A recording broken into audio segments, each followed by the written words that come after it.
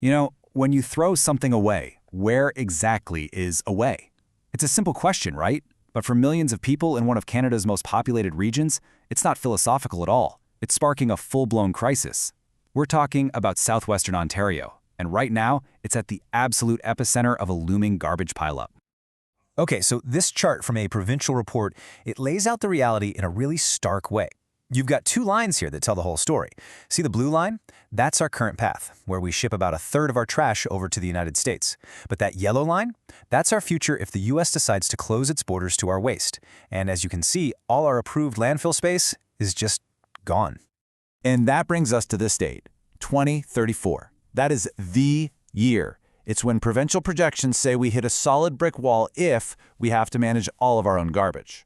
And look, this isn't some distant, far-off problem. It's a deadline, and it's forcing some very big and very, very controversial decisions right now. And if you want to see where this tension is really boiling over, look no further than the small community of Dresden in Chatham, Kent.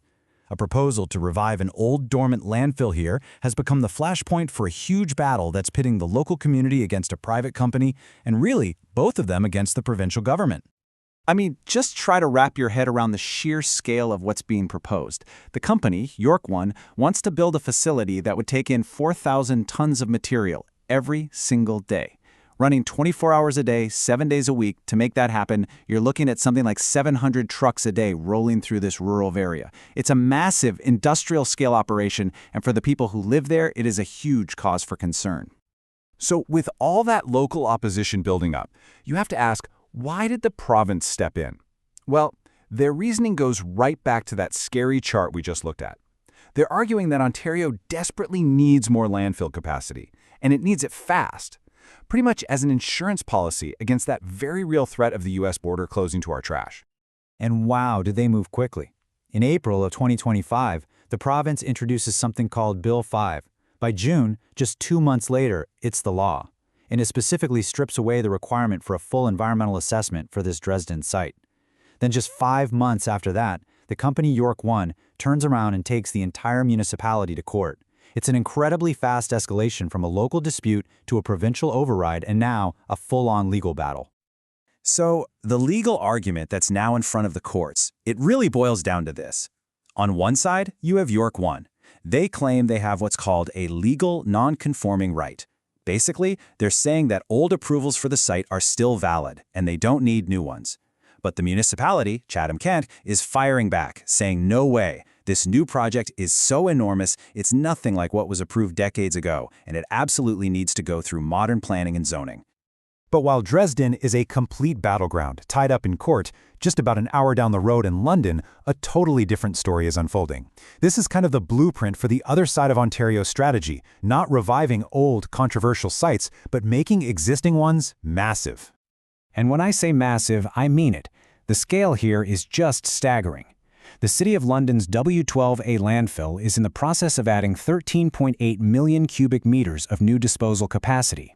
That's not a small top-up. This is a monumental addition to the province's entire waste infrastructure. And this illustrates how they're pulling it off. And it's pretty brilliant. Instead of expanding outwards and taking up more land, they're going up. This vertical expansion is going to raise the height of the landfill by the equivalent of a 14-story building. And the result? It pushes the full date for the site all the way out to 2049. And get this, it's not just for London's garbage anymore. The newly expanded W12A is now officially a regional hub.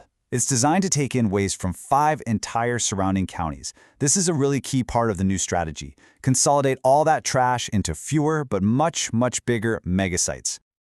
Okay, so let's zoom out for a second. The conflict in Dresden and this huge expansion in London, these are not isolated events. They are symptoms of a massive region-wide shift in how we handle our garbage, and it's all being driven by that looming 2034 deadline. This table really puts it all into perspective. It shows you the key players in this new strategy. You've got Dresden, completely stalled in a legal fight. Then there's London's W12A, approved and actively expanding into that regional hub. Nearby in Watford, the Twin Creeks site is also planning its own vertical expansion to stretch its life out to 2043. And then you have the Ridge landfill in Blem, already a behemoth, and it's the main hub for a special kind of waste called IC&I. And you might be wondering, what on earth is IC&I waste? Well, it's actually pretty simple. It's not the stuff you put on your curb. It's all the non-residential waste that comes from businesses, factories, schools, hospitals, you name it. And managing that waste is a huge piece of the entire capacity puzzle. But, and this is a really important but, these massive megaprojects haven't always been a sure thing.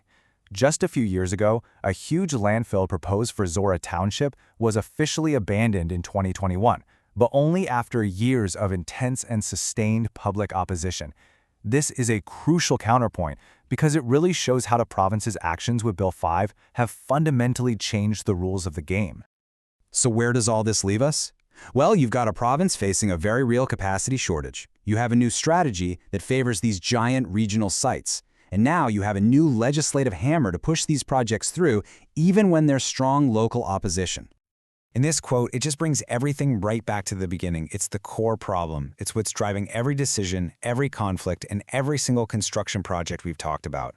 The clock is absolutely ticking and the pressure is on. Which leaves us with this final, critical question.